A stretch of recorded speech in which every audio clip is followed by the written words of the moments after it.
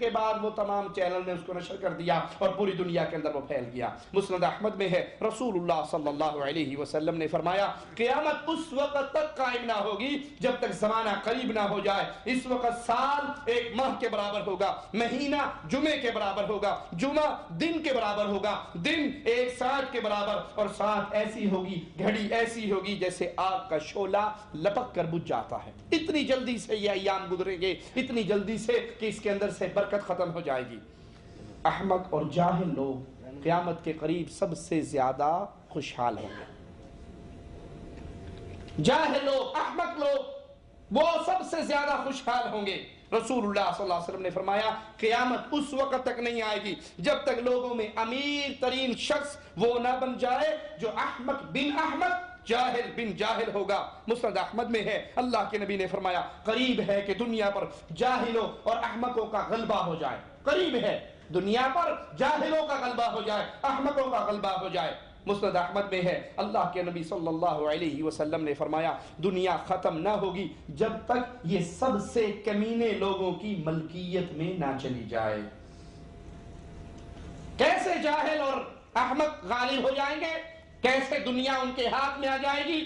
دنیا کا غلبہ سا مراد کیا ہے کہ جو علم والا ہے، شعور والا ہے، دین والا ہے، وہ تو سوچے گا، وہ تو فکر کرے گا یہ دنیا کا جو مال آ رہا ہے میرے لیے حلال بھی ہے یا حرام ہے۔ لیکن جو جاہل ہے، جو احمق ہے، جو صرف اس دنیا کا کتا ہے، جس کی ٹینشن، جس کی فکر صرف اس دنیا کی حد تک آگے ختم ہو جاتی ہے، کھانا پینا، بچے پیدا کرنا، سو جانا، گھر کا سامان اٹھا کے گھر میں لے آنا، بس، اور اسے کوئی ٹینشن نہیں۔ پھر اس کے لیے تو کوئی چیز ہے ہی نہیں، حرام کیا ہے، حلال کیا ہے، پر جیڑی شاہ آن رہی ہے، آن ہی رہی ہے نا، آن دیو، اوکھی کون دیو۔ اسے یہ سوچ نہیں ہوگی، کوئی پریشانی نہیں ہوگی کہ یہ جائز ہے یا ناجائز، وہ کہے گا بس مال آنا چاہیے، بھلے وہ رشوت کے ذریعے آئے، بھلے وہ چوری کے ذریعے آئے، وہ ڈاکے کے ذریعے آئے، کسی بھی ذریعے سے آئے، آنا چاہیے۔ اور یہ جاہل ایسے ہوتے ہیں، یہ سمجھتے نہیں ہیں اللہ کی پکڑ کو۔ کسی نے رشوت کے کسی سے 500 روپے لیے، گھر آیا، بیٹا سیڑھیوں سے گر کے ٹانگ ٹوٹ گئی، 10,000 روپے لگ گئے۔ آئے کتنے تھے؟ 500، نکلے کتنے؟ یہ اس کو تمیز ہوتی ہے جس کی نظر قیامت پر لگی ہوتی ہے کہ میں ایسی چیز نہ لوں جو میرے لیے حرام ہو اور جو میرے لیے قیامت کے دن باعث ذلت بن جائے۔ لیکن جو جاہل ہے، جو احمق ہے، اس کا مقصد دنیا اکٹھا کرنا ہے، اسی لیے اللہ کے نبی نے فرمایا اس وقت تک قیامت قائم نہ ہوگی، دنیا ختم نہ ہوگی جب تک یہ سب سے کمینے لوگوں کی ملکیت میں نہ چلی جائے۔ اسی طرح مساجد کو راہ گزر بنا لیا جائے گا، یہ بھی قیامت کی نشانیوں میں سے ہے، اور آج مساجد سیرگاہیں بن چکی ہیں۔ خوبصورت مسجد بنی ہوئی ہے، لوگ دور دور سے اس مسجد کو دیکھنے کے لیے آتے ہیں۔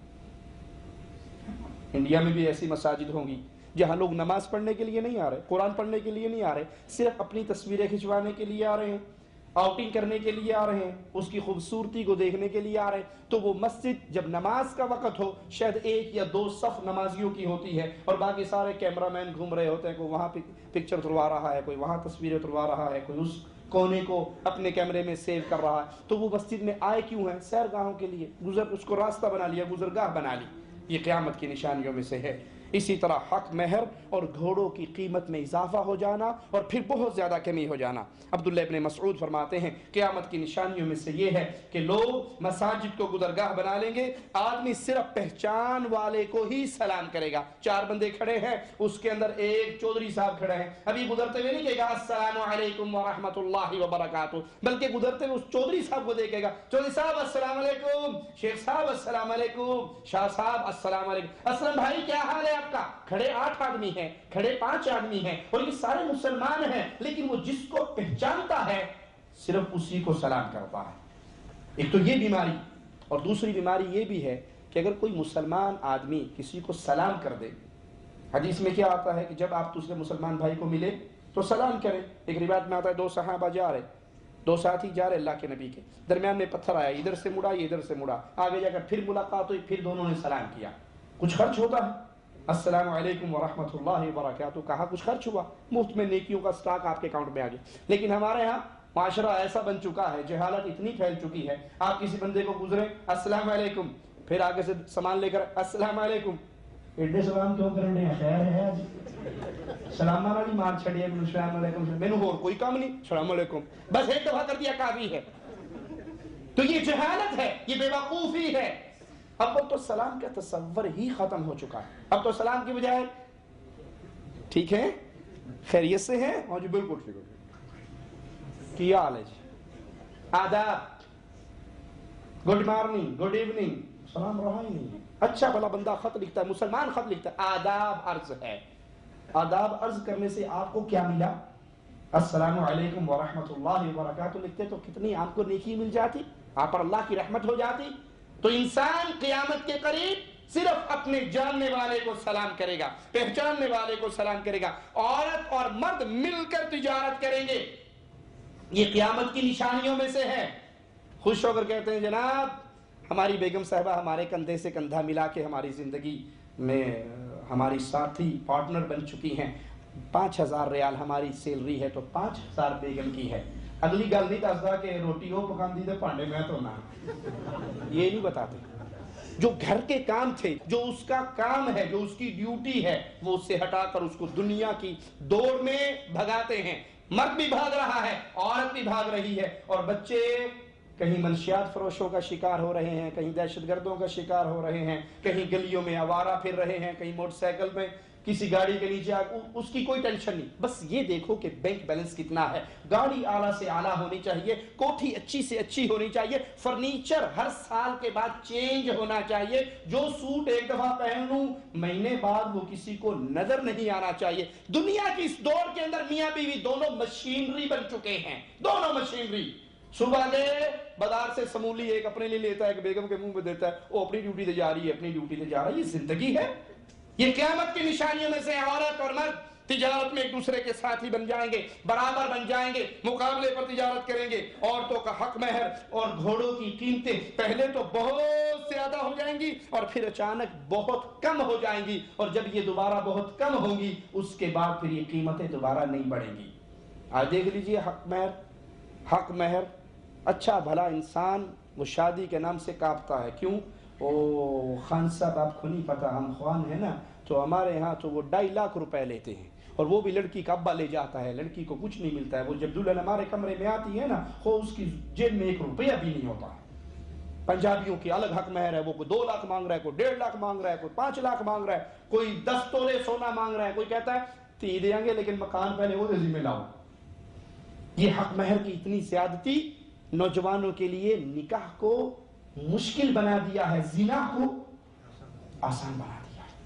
وہاں مسئلہ 100 روپے 500 روپے میں حل ہو جاتا ہے، لیکن لڑکیوں کے باپ، ان کے والدین، اللہ ان سب کو ہدایت عطا فرمائے، حق مہر کی ایسی ڈیمانڈ کرتے ہیں کہ بندہ شادی کا سوچتا ہی نہیں ہے۔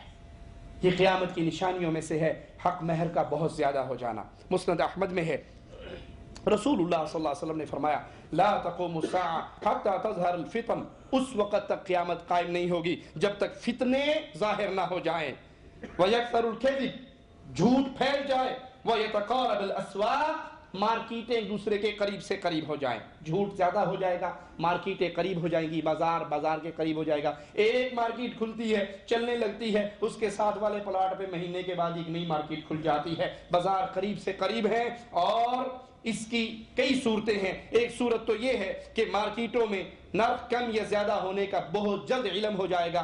پانڈا مارکیٹ میں جائیں گے، وہیں سے ٹیلی فون میں پوچھیں گے اپنے دوست سے اسیم کی ریٹ چلن رہی ہے، ایتھے تے اننے دی وکن رہی ہے، وہ کہتا نہیں چھاڑ پرے اسیم سستا ہے، کہے گا 2 منٹ کی تو ڈرائیو ہے، یہاں سے نکلوں گا وہاں پہنچ جاؤں گا، تو یہ انسان کو معلوم ہو جائے گا۔ دوسری صورت، ایک مارکیٹ سے دوسری مارکیٹ تک جلد پہنچنا بہت آسان ہوگا، اگرچہ ان کے درمیان مسافت بھی ہو لیکن گاڑیوں کے ذریعے، سواریوں کے ذریعے۔ تیسری صورت یہ ہے کہ مختلف مارکیٹوں میں اشیاء کا ریٹ یکساں ہوگا اور نرخوں کی کمی بیشی میں ایک دوسرے کے وہ پیچھے چلیں گے۔ شیخ علامہ ابن باز رحمہ اللہ اس حدیث کی شرح میں لکھتے ہیں، حدیث میں جس تقارب کا ذکر ہے اس کی وضاحت یہ ہے کہ عصر حاضر میں ہوائی جہازوں، گاڑیوں، ذرائع مواصلات کے سبب شہروں اور ملکوں کا فاصلہ بہت کم ہو گیا ہے، وہ ایک دوسرے کے بہت قریب آ چکے ہیں۔ جو ریٹ یہاں پہ چیز مل رہی ہے دبئی میں اس سے 4000 سستی ہے. کہتا ہے کیا 2 گھنٹے کی تو فلائٹ ہے, جائیں گے لے کے فوراً واپس آ جائیں گے. مارکیٹیں قریب ہیں, یا ذرائع ابلاغ نے یا ذرائع سفر نے انسانوں کو بہت قریب کر دیا. اقوام عالم کی ملت اسلامیہ پر یلغار قیامت کی نشانیوں میں سے ایک نشانی ہے. مسند احمد میں ہے, رسول اللہ صلی اللہ علیہ وسلم نے فرمایا قریب ہے اقوام عالم تم پر اس طرح ٹوٹ پڑے جس طرح بھوکا اپنے کھانے پہ ٹوٹ پڑتا ہے. کہنے والے نے کہا یا رسول اللہ صلی اللہ علیہ وسلم کیا اس دن ہم اتنے کمزور ہوں گے؟ کیا ہماری طاقت اتنی تھوڑی ہوگی؟ ہماری تعداد اتنی قلیل ہوگی؟ آپ نے فرمایا نہیں, تمہاری تعداد اس دن تو بہت زیادہ ہوگی. یہ سوال کرنے والے نبی کے صحابہ تھے جو 313 بے سر و سامانی کے حال میں 1000 سے ٹکرا گئے تھے. تیر ہے تو چھوڑنے کے لیے کمان نہیں ہے, تلوار ہے تو روکنے کے لیے ڈھال نہیں ہے, زرہ پہننے کے لیے نہیں ہے, سواری پاس نہیں ہے, لیکن اگر ہے تو سینے میں ایمان کی شمع روشن ہے. کافر ہے تو کرتا ہے شمشیر پہ بھروسہ, مومن ہے تو بے تیغ بھی لڑتا ہے سپاہی. جن کے ایمان کی یہ کیفیت تھی وہ 313,000 سے ٹکرا جایا کرتے تھے اور ان کو قتل کر کے جنگوں میں فتح حاصل کیا کرتے تھے. پوچھنے والا پوچھتا ہے یا رسول اللہ صلی اللہ علیہ وسلم ہم اتنے تعداد میں تھوڑے ہوں گے کہ پوری امت کفر ہمارے اوپر ٹوٹ پڑے گی؟ آپ نے فرمایا نہیں, بلکہ تمہاری تعداد تو بہت زیادہ ہوگی, لیکن تمہاری حیثیت تمہاری ویلیو ایسے ہوگی جیسے سیلاب کے پانی میں تنکے بہہ کر آتے ہیں. آج یہ نشانی بھی پوری ہو چکی ہے. پانی مہنگا ہے, مسلمان کا خون پانی سے سستا ہے, گاجر اور مولی سے سستا ہے. جہاں چاہتا ہے کافر اٹھتا ہے, مسلمانوں کو کاٹ کے رکھ دیتا ہے. انہیں کوئی پوچھنے والا نہیں ہے. جتنے بچے مرتے ہیں مر جائیں, عورتیں بیوہ ہوتی ہیں ہو جائیں, بوڑھے باپ کے کندھے پہ جوان کے لاشیں سجتے ہیں سج جائیں. کفار قومیں مسلمانوں پہ ایسے ٹوٹ پڑی ہے جیسے بھوکا کھانے پہ ٹوٹتا ہے. فرمایا اللہ دشمنوں کے دل سے تمہارا روب نکال دے گا, دشمنوں کے دل سے ہمارا روب نکل جائے گا قیامت سے پہلے. آج مسلمان کے دل میں اللہ کا روب ہے؟ وہ قبر والے سے جتنا ڈرتا ہے رب سے اتنا. تک کی بات کہہ رہا ہوں. شرک نے اس امت کو ایسا کھوکھلا کر دیا ہے, قبر پرستی نے اس امت کا ایسا بیڑا غرق کر دیا ہے. یہ ایک اللہ سے اتنا نہیں ڈرتے جتنا ایک مردے سے ڈرتے ہیں.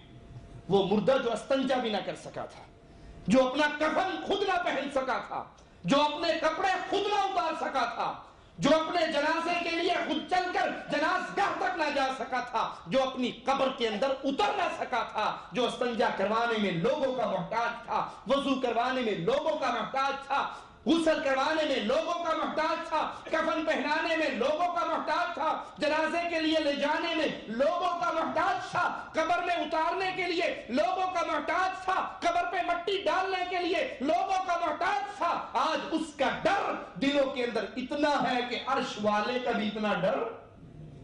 یقین نہ آئے اپنے علاقے میں کسی مشرک کو پکڑ کے پوچھ لو, اس پہ چوری کا الزام لگ جائے, اسے کو تو نے چوری کی ہے, کہے گا نہیں کی. مسجد کے آگے قرآن چوک ہے, کہے گا کہ چھڑ کے 10 چکوا لو. مسجد میں قرآن اٹھا کر میں نے چوری نہیں کی, وہ کہتا ہے 1 نہیں 10 اٹھانے کے لیے تیار ہوں. اسے کہو چھوڑ قرآن, چل بابا بلے شاہ کے دربار کی کنڈی کھول دے, کہتا میرے بال مرواؤ گے. جتنا وہ مشرک اس مردے سے ڈرتا ہے اتنا وہ عرش والے اللہ سے نہیں ڈرتا. تو شرک اس امت کو کھوکھلا کر چکی ہے. شرک کی لعنت بھی ایسی بری ہے. اللہ کے نبی صلی اللہ علیہ وسلم فرماتے ہیں اللہ تمہارے دشمنوں کے دل سے تمہاری ہیبت کو نکال دے گا اور تمہارے دل میں وہن ڈال دے گا. سائل نے کہا یا رسول اللہ صلی اللہ علیہ وسلم ومن وہن, وہن کیا ہے؟ قال حب الدنیا وکراہیت الموت, دنیا کی محبت اور موت سے نفرت. دنیا کی محبت, دنیا کا پیار, دنیا کے لیے جینا, دنیا کی سوچ اور موت سے نفرت. حالانکہ مومن جانتا ہے کہ اس موت کے بعد اس کے رب سے ملاقات ہونے والی ہے. وہ اپنے رب سے آخرت میں اچھی چیزوں کا سوال کرتا ہے، نیک